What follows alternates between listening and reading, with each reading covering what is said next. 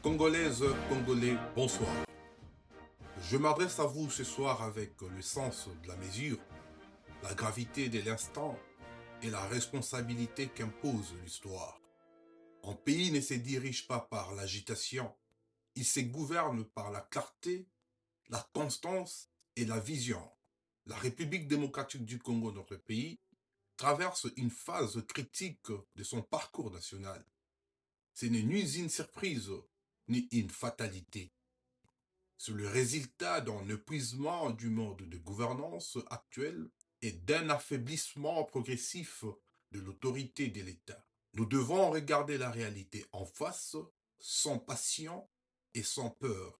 Aujourd'hui, notre pays n'évolue plus dans un fonctionnement constitutionnel ordinaire.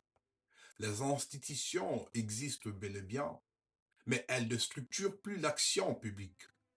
La Constitution est invoquée, mais elle ne produit plus ni stabilité, ni sécurité, ni cohésion. Nous sommes entrés dans une situation de supraconstitutionnalité politique où le pouvoir fonctionne par contournement que par respect de la norme. C'est constant n'est pas un jugement moral, c'est une analyse d'État. Dans toute nation, lorsque l'État faiblit, la question du leadership devient centrale. Le président de la République avait pour charge et mission de restaurer l'autorité publique, de protéger le territoire national, d'unir le peuple congolais et de donner une direction claire à la nation. Force est de constater que ces objectifs n'ont pas été atteints. La guerre persiste dans la partie est de la République.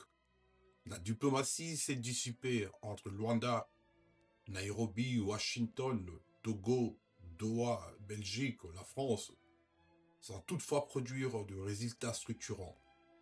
Les accords s'accumulent, l'armée nationale est fragilisée par des choix contraires à l'esprit républicain, l'économie nationale s'essouffle, la monnaie nationale, le franc congolais, se déprécie du jour au jour, la cohésion nationale se fissure.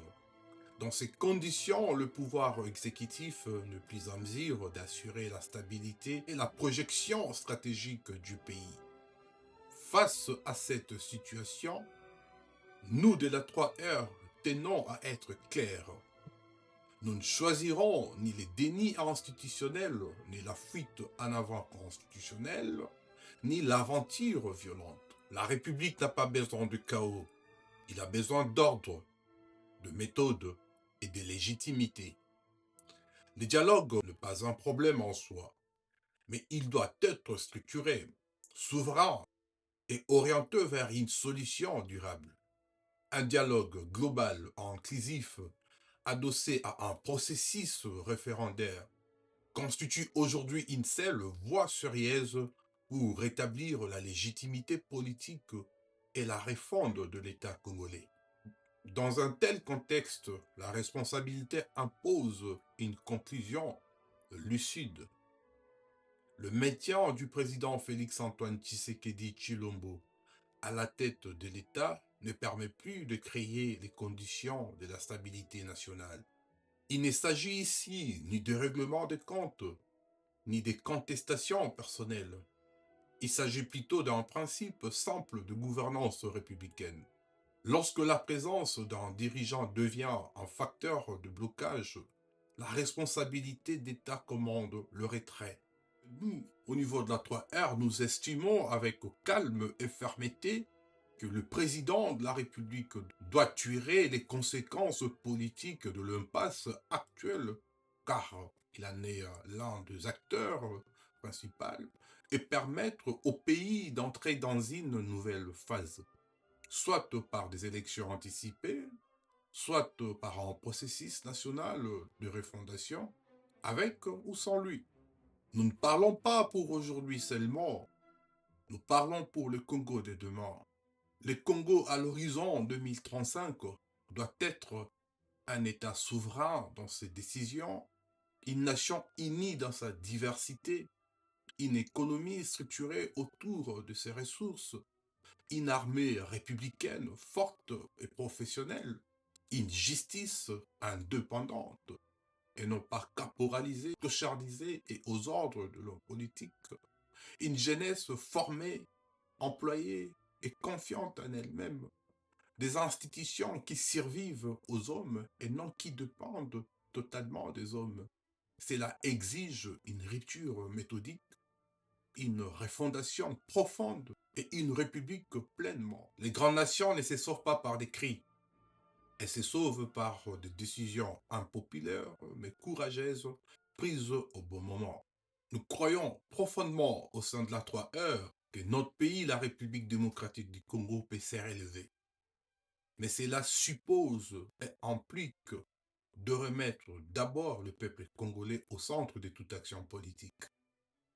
La loi au sommet et l'État au-dessus des intérêts individuels de politique.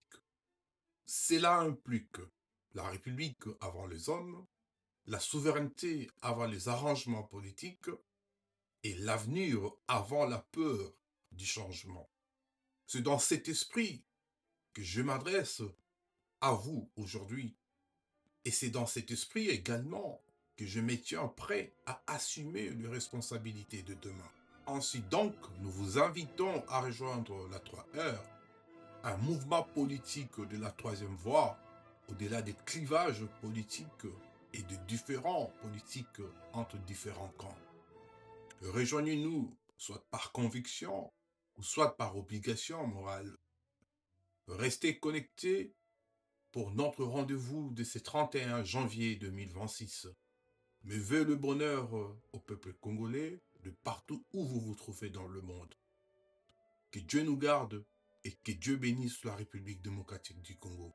Je vous remercie.